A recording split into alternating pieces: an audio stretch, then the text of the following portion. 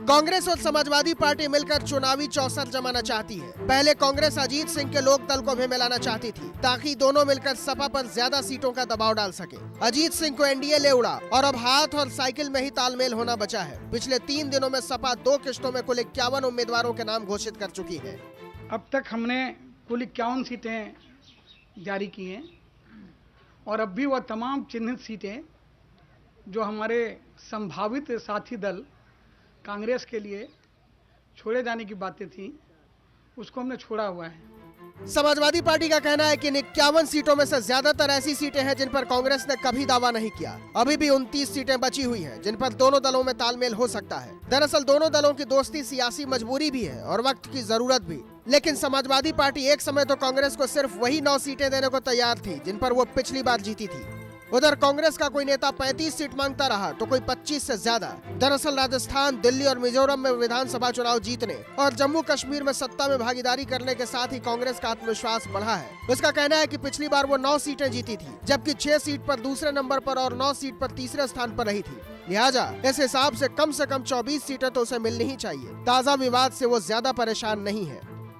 नहीं, कई ऐसी सीटें हैं जो हमने अपनी सूची में शामिल की हुई थी और जहां जीतने के, अब आज भी मैं दावा करती हूं, जिन पे जीतने के उम्मीदें हमारे उम्मीदवारों की ज़्यादा हैं। तो अब देखते हैं क्या होता है। उधर समाजवादी पार्टी को लगता है कि कांग्रेस की मौजूदा ताकत को देखते हुए उसे ज्यादा से ज्यादा 14 से 15 सीट ही दी जा सकती है। उधर कुछ सीटें तो दोनों के लिए प्रतिष्ठा की लड़ाई बन गई है। प्रतापगढ़ 2004 में समाजवादी पार्टी के अक्षय प्रताप सिंह जीते थे। राजा भैया के प्रभाव वाली सीट पर कांग्रेस दिनेश सिंह की बेटी रत्ना सिंह को उतारना चाहती है। फर्रुखाबाद 2004 में समाजवादी पार्टी के चंद्रभूषण सिंह जीते थे। कांग्रेस अपने पूर्व प्रदेश अध्यक्ष सलमान खुर्शीद को यहां से लड़ाना चाहती है।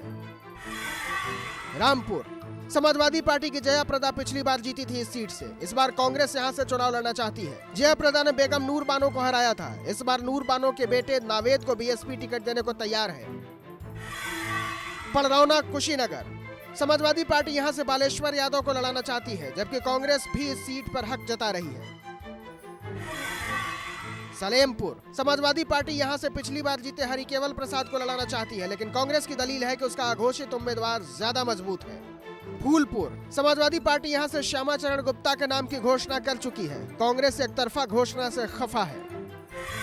लखनऊ अटल बिहारी वाजपेयी की इस प्रतिष्ठित सीट पर कांग्रेस को लगता है कि संजय दत्त से ज्यादा मजबूत उम्मीदवार उसके पास है। उधर समाजवादी पार्टी संजय दत्त का नाम घोषित कर चुकी है। संजय दत्त अगर चुनाव नहीं लड़ पाए तो वो मान्यता को सीट देने की इच्छुक है। अगर किसी वजह से संजय दत्त को अनुमति किसी वजह से नहीं मिली तो हम अनुरोध करेंगे कि वो उनकी पत्नी मान्यता से पार्टी से अनुरोध करेंगे और संजय दत्त से अनुरोध करेंगे कि उनको अनुमति दे दें। सर, मान्यता के बारे में उन्होंने कहा कि लखनऊ से अगर संजय दत्त नहीं लड़ते हैं तो मान्यता चुनाव लड़ेंगे। ये कौन है मान्यता? मान्यता कौन है? संजय दत्त। अच्छा, मुझे नहीं।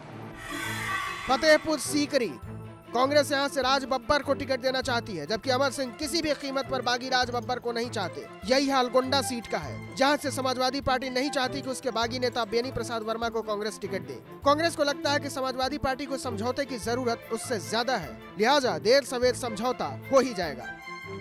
कांग्रेस के शीर्ष नेतृत्व की तरफ से इस मामले में कोई भी बयान नहीं आया है, न ही किसी किस्म की बौखलाहट देखने को मिली है। शायद ये इस बात का संकेत है कि पार्टी आलाकमान अब भी मानता है कि हालात सुधर जाएंगे और समय रहते दोनों ही दल हाथ मिलाकर यूपी में हाथी की चाल को रोकने के लिए एक साथ मैदान में उतरेंगे। Ravi Dhiman, Star News, Delhi.